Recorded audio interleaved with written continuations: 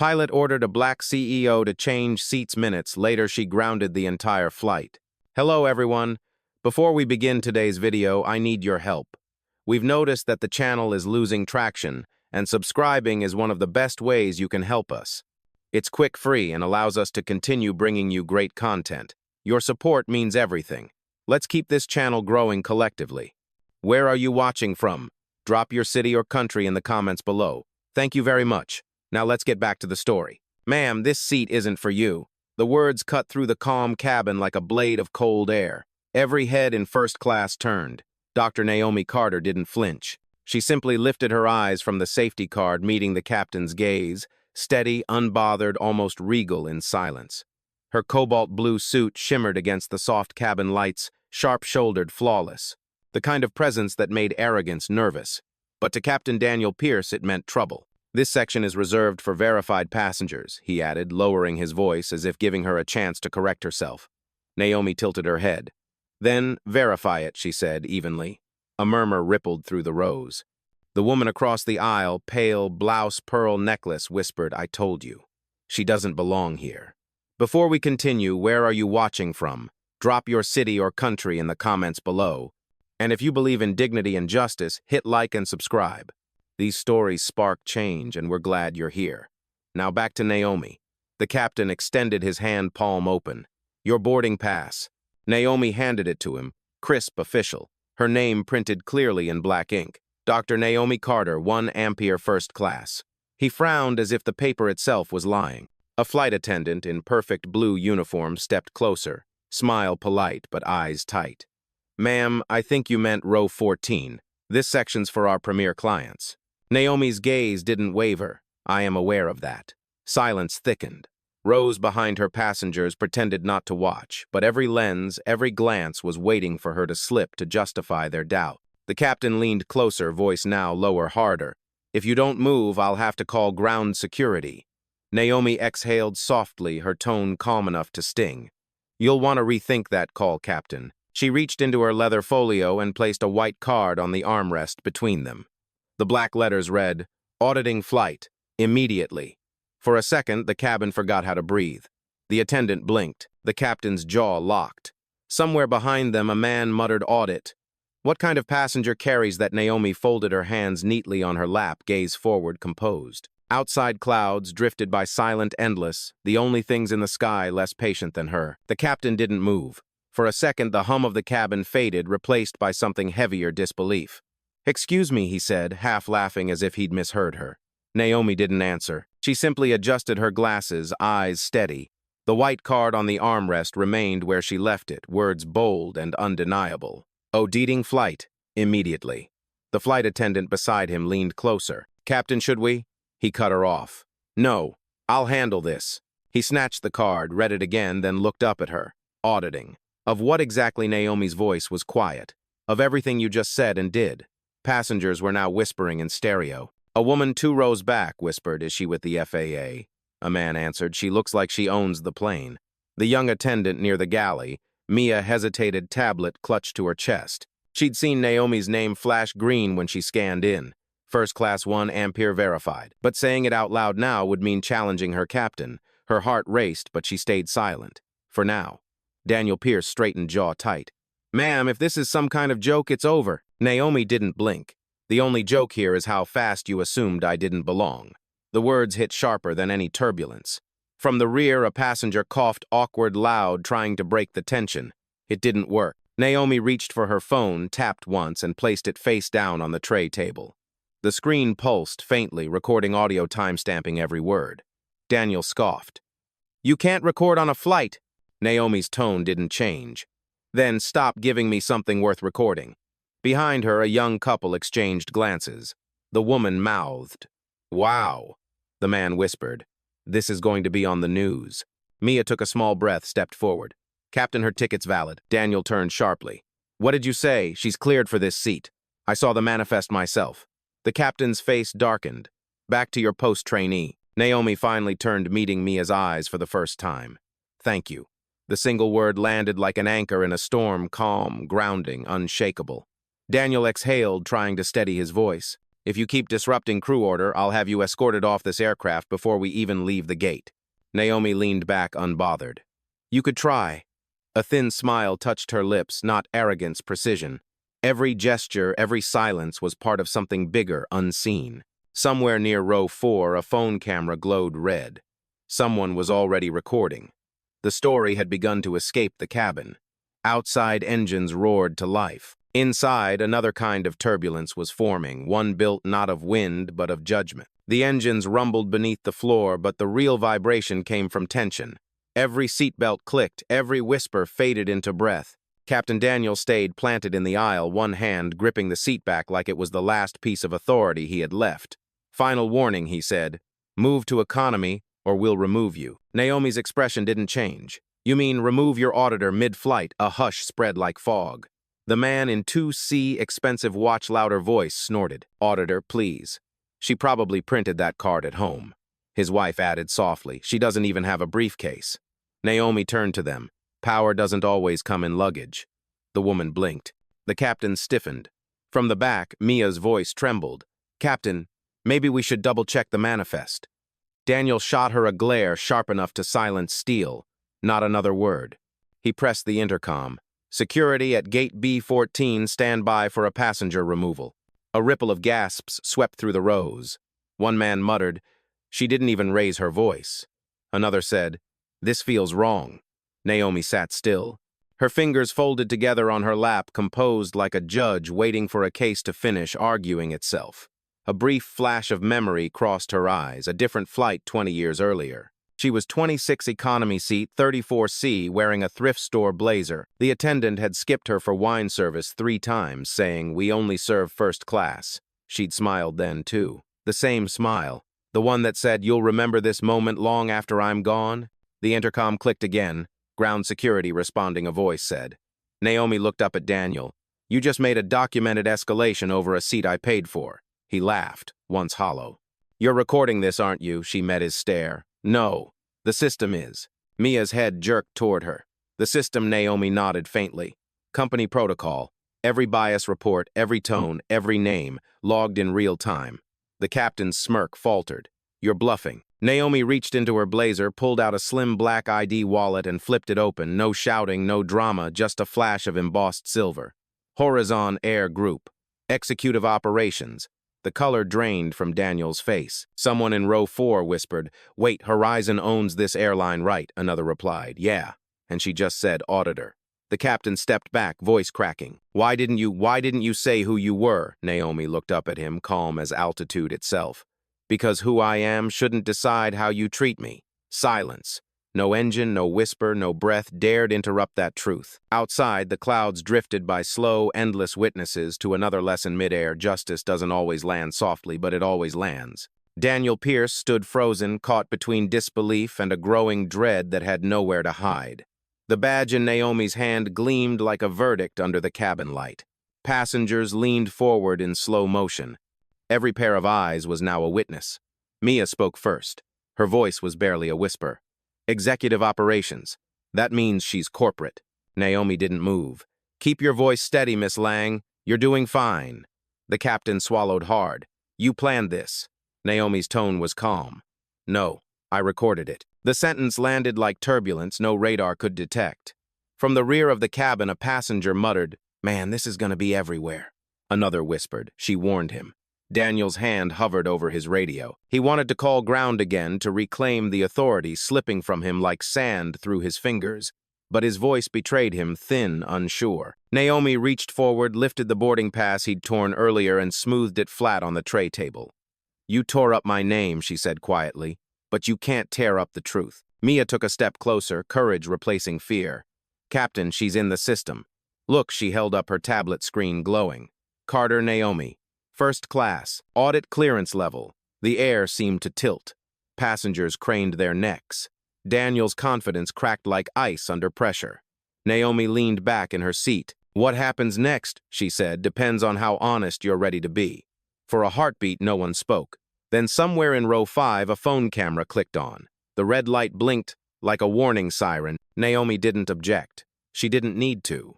Because the point had already been made, it wasn't just about her seat anymore. It was about the reflex that made a grown man assume authority by subtraction by erasure. Mia's fingers trembled as she spoke again. "Ma'am, I'm sorry for how this started." Naomi nodded slowly. "You don't owe me an apology. You owe yourself courage." The captain looked around, trapped between the passenger's eyes and the truth staring back at him. "You could have just said who you were," he muttered. Naomi turned toward him. "If I had," she said softly, "you would have treated me like a title, not a person." Her voice wasn't angry. It was surgical. It cut clean and deep. The woman in pearls whispered to her husband, "She's right." He nodded, eyes down. Naomi placed her badge beside the white audit card. "Protocol 7, she murmured into her phone. A moment later, a calm voice answered through her earpiece. "Confirmed, Dr. Carter. Live compliance recording is active. The board has visual." The captain's shoulders fell. The cabin felt smaller.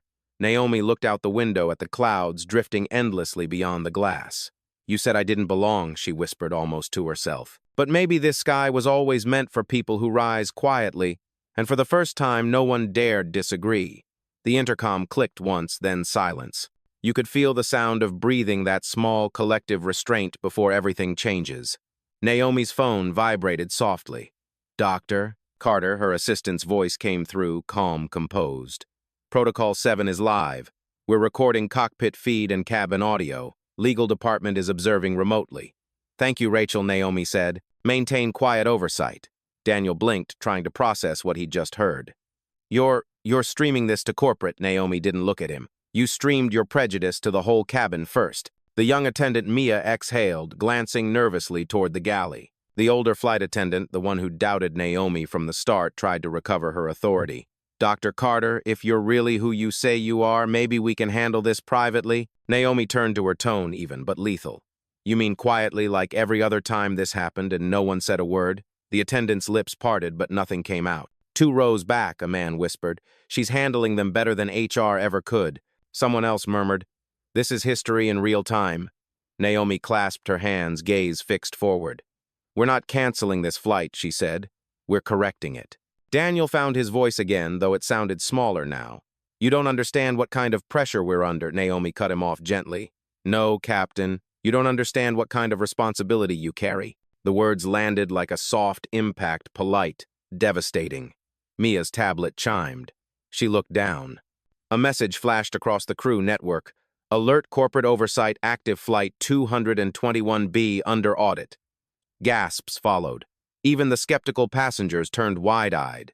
Naomi finally stood slow and deliberate. Her voice was measured steady, like someone reading a verdict. "From this point forward, every member of this crew will be treated as under internal review. I suggest professionalism." Daniel swallowed hard. "You can't, I can," she said. "And I already did." She turned to Mia. "Retrieve the incident log. Send it to Rachel at headquarters." Mia nodded, her fear replaced by purpose. "Yes, ma'am." The older attendant stepped back, whispering to herself, "This can't be happening." Naomi met her eyes. "It's been happening for years. You're just seeing it for the first time." The cabin was silent again, but this time the silence wasn't powerlessness. It was awareness. As Naomi returned to her seat, the engine's low hum filled the air again, steady and obedient. She closed her eyes briefly, not to rest, but to remember. Years of walking into boardrooms where she was the only one who looked like her. Years of watching the same disbelief play across different faces. Now at 37,000 feet, the disbelief was finally looking back at itself, reflected in a cockpit window. Justice, she thought, doesn't always shout. Sometimes it just waits for altitude. The plane was still taxiing, but the atmosphere inside had already reached cruising altitude, thin, tense, electric. No one spoke above a whisper. Even the sound of ice clinking in glasses felt intrusive. Naomi sat perfectly still, her phone still glowing faintly. Rachel's voice returned in her earpiece. "Dr. Carter, the board is online. They're observing quietly. Should we alert media relations?" Naomi answered, "No. Let's see who corrects themselves when they think no one's watching." Across the aisle, Captain Daniel's posture had changed. Gone was the straight-backed certainty. He stood half-turned toward the cockpit, unsure whether to flee or apologize. Mia lingered by the galley, scrolling through her tablet. "Dr. Carter," she said softly, the system showing previous incident logs all flagged under unverified passengers. Naomi nodded. "Read the names." Mia hesitated then. 3 women, 2 men, all passengers of color. The older attendant flinched, eyes darting away. Daniel muttered under his breath, That can't be right. Naomi turned toward him. It's right. You just never looked. A low murmur rippled through the first-class cabin. The man in 2C, who had mocked her earlier, straightened in his seat, eyes down. His wife reached for his hand. Naomi stood again, voice low but commanding. Captain, you said earlier this seat wasn't for me. Do you remember why Daniel blinked? I thought there was a reassignment. No, Naomi replied. You thought there was a hierarchy. The silence that followed wasn't awkward, it was revelation. Mia spoke quietly, still reading. Ma'am, one of the incidents was from last month. The same staff member marked a black passenger as a threat after they questioned a seat change. Naomi's gaze didn't move. And what was the resolution? None, Mia said. Case closed by supervisor authorization. Naomi's eyes softened, but her tone didn't. Not anymore. She dialed Rachel again. Mark this flight's crew for immediate review. Compliance and ethics. Use the incident tag bias escalation. Rachel replied, confirmed. Log updated in real time. The captain exhaled, defeated. So what happens now? Naomi glanced toward the window where the runway stretched endless and empty. Now we climb. Not the plane, the standard. The woman in pearls whispered, I've never seen someone handle hate like that. Naomi overheard smiled faintly. It's not hate, she said softly. It's habit. But habits can end. The engines roared louder, the aircraft beginning its final taxi. Mia stepped closer. Ma'am, thank you for not staying silent. Naomi looked at her kind but firm. Don't thank me. Learn from me. Speak sooner next time. As the plane turned toward the runway, Daniel finally sat down, his reflection trembling in the cabin glass. Naomi's reflection was steady, unbroken, the image of patience wearing a crown of composure. Outside, the sky waited wide and clean. Inside, the truth had already taken off. The jet rolled to a halt on the tarmac. Ground control had called for a delay, but no one inside cared about departure time anymore. The real flight was happening right here between pride and consequence. Daniel removed his cap fingers, trembling against the brim. Dr. Carter, he began, voice brittle. I never meant for this to. Naomi raised a hand, silencing him without a word. Intent doesn't erase impact, Captain. He froze. The line landed heavy. The older attendant, once confident now, stared at her own reflection in the cabin window. We were just following protocol, she murmured. Naomi turned slightly. That's the sentence people always say before history judges them. A quiet gasp rippled through the seats. Rachel's voice echoed softly from Naomi's earpiece. Corporate has confirmed. The audit data is syncing with the main server. You're clear to proceed. Naomi nodded once. Thank you, Rachel. Notify compliance that this flight will require ground intervention before takeoff. Understood. Daniel stepped closer, desperation edging into his tone. You're not really grounding this flight over words? Naomi met his eyes. No, over behavior. Words are just the proof of it. She stood steady as a verdict. Passengers watched like a jury already convinced. From the back, Mia whispered, she's grounding them. Naomi heard it and turned her head slightly. No, Mia. I'm grounding something much older. Her gaze shifted to the passengers. You all witnessed what happens when authority forgets its own humanity. Keep that memory, because it's how change starts. Someone began to clap, then another. Within seconds, a ripple of applause filled the cabin, not loud but firm, the sound of quiet reckoning. The woman in pearls pressed her palms together. I'm sorry, she said softly. For my part in this silence, Naomi inclined her head. Acknowledgement is the first audit that matters. Daniel's radio crackled. Captain Pierce, corporate oversight, requests immediate contact. He didn't answer. He just stared at Naomi as if trying to understand how she'd dismantled him with nothing but composure. Naomi leaned slightly toward him. When we're done, Captain, you'll still have your license. What you won't have is ignorance. The cabin lights dimmed as the engines powered down. Mia stood near the galley, eyes glistening, whispering to herself. I'll remember this. Naomi turned. Then it served its purpose. Outside, dusk had begun to fall, painting the horizon in amber streaks, the same color as resolve. She took her seat again, folded her hands, and closed her eyes. It wasn't over yet, but the altitude of dignity was already higher than any plane could fly. The engines fell silent, leaving behind a heavy, expectant quiet. Through the window, orange runway lights blinked like slow pulses of truth.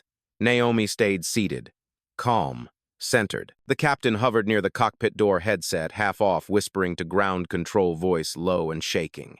Mia stood near the galley, tablet in hand, reading updates. Ma'am, she said softly, corporate has confirmed your authority to initiate full protocol review. Naomi's eyes opened. Then it begins here. The older attendant, still pale, whispered. You can't just dismantle an entire crew. Naomi looked at her. I'm not dismantling people. I'm dismantling permission. The woman said nothing. Her reflection in the cabin glass trembled as if the truth itself had found her.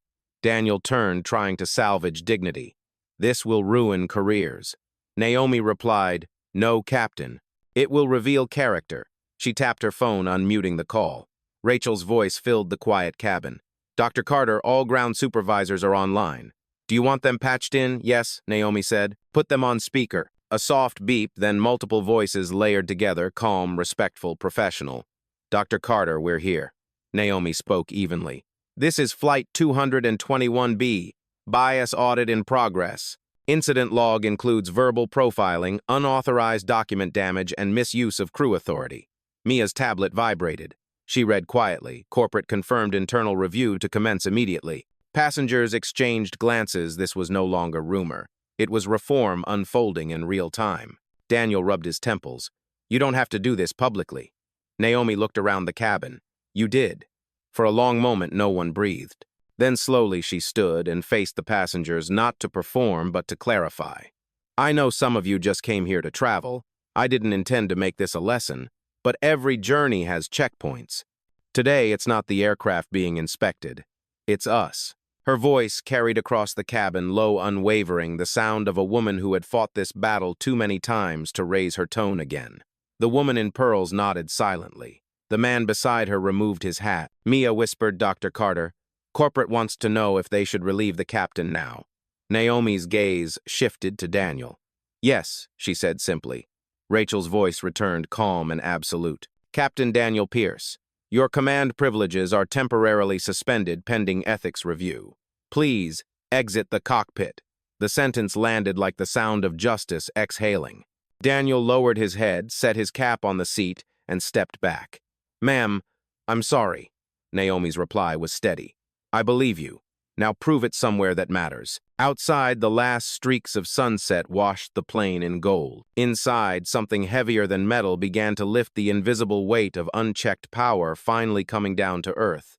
By the time ground staff boarded the aircraft, the sky had slipped into deep indigo. Headsets crackled, flashlights gleamed. The world outside moved in procedure, but the cabin felt like a courtroom mid-verdict. Naomi remained in her seat, calm amid motion. Her phone was still on speaker. The corporate board could hear everything. A uniformed supervisor entered the aisle, tablet in hand. Dr. Carter. Naomi looked up. Yes, I'm Dana Hughes, Regional Operations Oversight. We've received your live audit file. Please confirm this was an active bias escalation under your authority, Naomi nodded. Confirmed. The woman hesitated, glancing toward the captain. Then, as per Horizon protocol, I'll need to relieve all involved personnel pending investigation. Naomi's tone softened. Do it with respect. Justice doesn't need humiliation. Mia watched wide-eyed as Daniel handed over his lanyard and access badge. He placed them in the supervisor's hand like surrendering a weapon. The older attendant followed, wordless, eyes red. Passengers whispered the kind of hush that always follows truth. A man near row 3 murmured, She's the CEO, isn't she? Another replied, No, she's more than that. She's the standard. Dana looked around. Dr. Carter, the flight crew will be escorted to debriefing. Would you like to remain on board? Naomi shook her head. No. Let the aircraft reset. We'll continue under new command. Mia stepped forward, hesitant. Dr. Carter, may I stay on the next flight? Naomi smiled faintly. You already passed the real test, Mia. Keep your job, but never your silence. Rachel's voice came through the earpiece again. Board is requesting your statement for the record. Naomi exhaled, the calm of someone who's been here before. Begin recording. She stood slowly, facing the passengers who had witnessed everything. My name is Dr. Naomi Carter, she said, Chief Executive Officer of Horizon Air Group. The flight you boarded tonight was never off course, but its conscience was. A ripple of disbelief, then awe. Phones lifted instinctively. Someone whispered, She really is the CEO. Naomi continued, her voice, controlled, every syllable deliberate. You saw a system misused to protect ego instead of passengers. You saw how quick assumptions turned service into segregation. I built this company to make air travel safe, not comfortable for bias. She paused, scanning their faces, the guilt, the respect, the awakening. No one is losing a career tonight, she said quietly. But some will have to rebuild their integrity from the ground up. Applause rose again, not wild, reverent. Even Daniel joined softly, clapping once, twice, eyes lowered. Naomi nodded toward him. That's where change begins, in the hands that once resisted it. Outside, a new crew approached the gate. Inside, the air felt lighter, like the moment after a storm when the clouds finally learn how to let go. The cabin doors were open now. The air that drifted in from the jet bridge was cooler, freer, like the world itself had been holding its breath. Passengers remained seated, unwilling to leave. No one wanted to be the first to step out of the story they'd just witnessed. Naomi stood in the aisle, her badge still resting against her chest. Every movement around her had slowed the way moments do when power changes hands quietly. The regional supervisor, Dana Hughes, waited at the front. Dr. Carter, the incident has been logged and transmitted. Legal confirmed this will trigger automatic bias retraining for all crew. Would you like to file an additional report? Naomi shook her head gently. No reports, just restoration.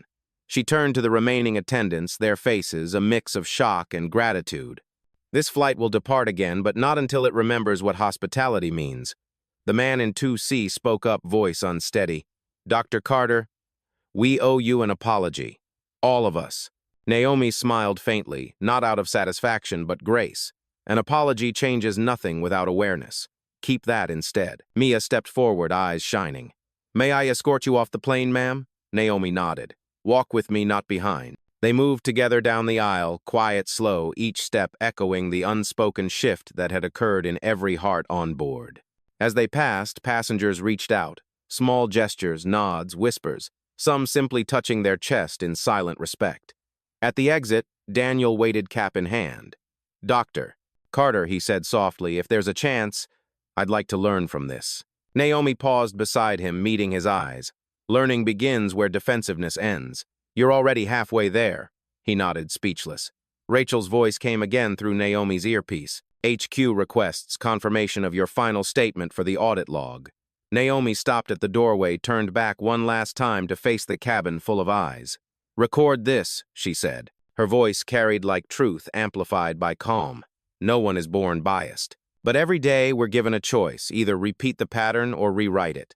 Tonight we rewrote it, not with anger but accountability. The supervisor glanced up from her tablet. Logged Dr. Carter. Naomi looked at Mia. You see, justice doesn't shout. Mia smiled softly. It listens. Naomi stepped into the jet bridge, her heels tapping against the metal floor, steady, unapologetic. Behind her, the passengers began to disembark in silence, carrying with them a new kind of turbulence, the kind that lives in conscience. Out on the tarmac, the plane gleamed under floodlights, grounded yet dignified. Somewhere above it, the night sky opened wide, dark and clear, as if making room for a new kind of flight, one powered not by engines but by empathy. The night air met her like a calm after battle, cool, still, honest. Naomi descended the metal stairs with Mia at her side, the hum of engines fading behind them. Every step echoed faintly, the sound of authority returning to its rightful altitude. On the tarmac, a small convoy of Horizon Air vehicles waited, headlights, soft engines idling. Rachel's voice came through Naomi's earpiece again. Press requests are coming in. Do you want us to issue a statement? Naomi paused, eyes on the plane. Its windows glowed faintly like quiet witnesses. No, she said. The moment was the statement. A pause. Then Rachel replied, understood. Mia hugged her tablet to her chest. Dr. Carter, I've worked flights for 3 years. I've seen things. I didn't speak up because I thought it wasn't my place. Naomi turned to her. Then this is your moment, Mia. Make it your place. The younger woman nodded, jaw set with quiet conviction. I will. A gust of wind swept across the runway, carrying the faint scent of jet fuel and rain. It felt like renewal. Behind them, a new crew approached the aircraft, respectful, silent. The fresh captain saluted her as he passed. Dr. Carter, he said, we'll get them home safely. Naomi returned the nod. Do it with dignity. She turned toward Dana Hughes, the regional supervisor, still standing by her car. Prepare a full debrief for tomorrow. I want every captain briefed on this audit within 48 hours. Yes, ma'am, Dana said. Shall we classify this as disciplinary or corrective? Naomi's gaze stayed on the plane. Transformative. Dana blinked, then smiled faintly. That's a new category. Naomi replied. Then it's time we add it. Mia exhaled a little laugh, escaping her. You make it sound so simple, Naomi smiled back. It's not simple. It's necessary. A long silence followed, not uncomfortable, just full. The kind of silence that meant something had shifted in the air, not just in policy. One of the passengers, the woman in pearls, appeared at the top of the stairway, hesitant. Dr. Carter Naomi looked up. The woman's voice trembled. I've flown 100 times and never thought about who gets questioned and who doesn't. I'll think differently now. Naomi nodded gently. Then the audit worked. For a moment, the two women, one powerful, one awakening, stood framed by the glow of the plane behind them. Somewhere far down the runway, another aircraft lifted into the sky, its lights disappearing into the dark. Naomi watched it go. We'll keep climbing, she whispered, just in a different way. As she walked toward the waiting car, Mia turned back one last time. Dr. Carter Naomi glanced over her shoulder. What do we call this in the report? Naomi smiled, soft but certain. Call it altitude restored. The car door closed with a quiet click. Naomi leaned back against the seat, the city lights of the airfield sliding past her window like constellations rearranging themselves. For the first time all evening, she allowed her breath to deepen. The crisis was over. The message was not. Rachel's voice came softly through the speaker. Dr. Carter headquarters just confirmed protocol changes will go into effect fleet-wide. Bias response training, instant audit access for all staff, mandatory review sign-off from your office. Naomi's eyes stayed on the horizon. Good. Make sure it carries my name, not for credit, just for clarity. Mia sat beside her in the back seat, still processing. You didn't have to do it personally, she said. You could have sent someone. Naomi smiled faintly. You don't fix altitude from the ground. Sometimes you have to board the flight yourself. They passed the hangars, rows of steel giants sleeping under floodlights. One of them bore the Horizon Air insignia she had designed 15 years ago, when the company was nothing but a dream written in blue ink. She remembered the early days boardrooms where she was spoken over airports, where she was mistaken for staff voices that said success would soften her anger. They were wrong. Success had sharpened her focus. Her phone buzzed again. A message from corporate comms, media already circulating clips from Flight 221B. Public response overwhelmingly supportive. Naomi replied simply, let the clip speak. We don't need statements when the truth is visible. Mia looked out the window. You think he'll change, Captain Pierce? Naomi considered. He saw himself tonight. That's harder to forget than any punishment. They stopped at a traffic light near the runway. Another plane ascended overhead, its lights cutting across the darkness like a slow, steady heartbeat. Naomi watched it climb unhurried. That's the sound of accountability, she said softly. Mia frowned. Engines, Naomi smiled. No. Growth. Silence. Filled the car again. Comfortable, deserved. When they reached the private terminal, Rachel was waiting at the door, tablet in hand. Everything's secure, Dr. Carter. The audit report is closed. Naomi stepped out into the cool night air. Not closed, she corrected gently. Just recorded. Rachel nodded, understanding the difference. Naomi looked back once at the runway, the same stretch of ground where arrogance had tried to take flight and failed. Then she said the words that would close the file but open the legacy. I don't need to shout for justice. I build systems that make it automatic. The two women stood together under the roar of another departing jet, its lights vanishing into the dark. And as the sound faded, the world below felt a little higher because somewhere between silence and strength altitude had been restored.